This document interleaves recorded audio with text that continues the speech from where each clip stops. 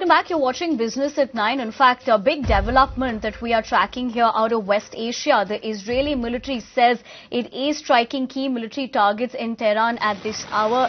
Iran's state TV broadcast was abruptly interrupted, and according to reports, Tehran is preparing what it calls a major blow to Israel, citing a top security official. That's the particular moment that has been caught on camera. Absolutely shocking, to say the least, with what's unfolding. Having said that, let me cut across to Shunjoy Chowdhury, Times Network consulting editor.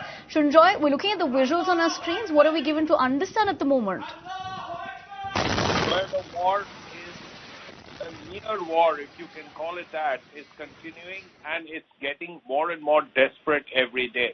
Because Israel initially began this entire campaign with the idea of striking Iranian nuclear installations, particularly enrichment plants, and also military targets. Now that has been expanded.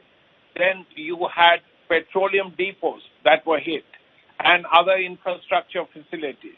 On the other side, the Iranians have rained a flurry of missiles at Israel. Now, the Iron Dome and the American anti-missile capabilities have helped to intercept most of the missiles, according to the Israelis. But again, some have hit home, and this has caused considerable damage. Now, what is the next step? Is there any way that there can be peace? At this point, we see no sign of that.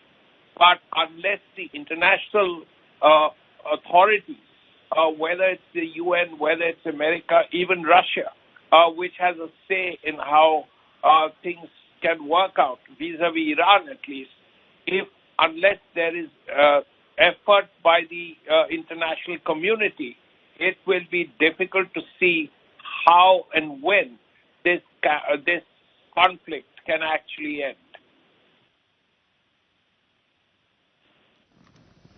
In fact, Shunjoy, as you pointed out, we're also given to understand that a big development that's happened where Donald Trump at the G7 has also said that Iranians want to talk about de-escalation. How are we looking at this statement coming through now?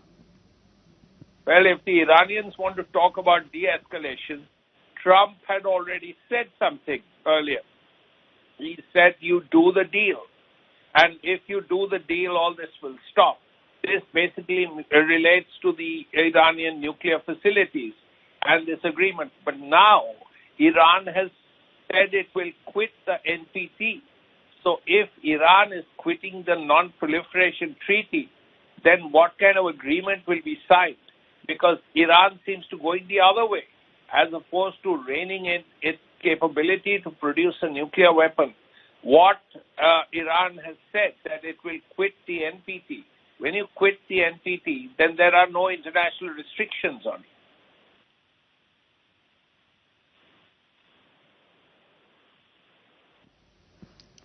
Right, Shunjoy, in fact, as you even speak about that particular aspect, we just also broke that development right now. We'll try playing out those visuals once again. As far as Iran state-run news agency over there reported that the state-run television abruptly stopped a live broadcast after an Israeli strike. So clearly, we're looking at the situation intensify.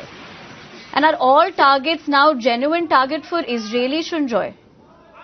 Yes, because Israel believes it has destroyed much of Iran's air defense capabilities. So once you destroy air defense capabilities, then you have command of the air. So if you have command of the air, you can strike your targets at will. That is what Israel is saying. On the other hand, Iran is continuing to go ahead with its strikes on Israeli territory. Now, the Iron Dome and the Americans are helping to stop most of the missiles, but some are going through and they are causing damage. So there is damage on both sides.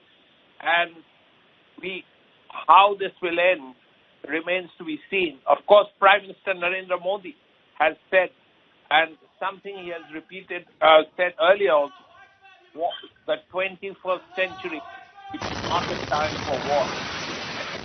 You have all here, West Africa, Ukraine.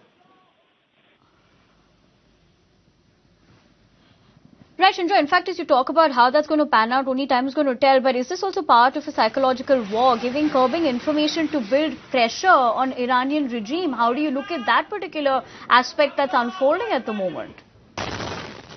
Well, at this point, it's very hard to say how the Iranians are going to react because this was not expected. No one expected them to leave the NPT.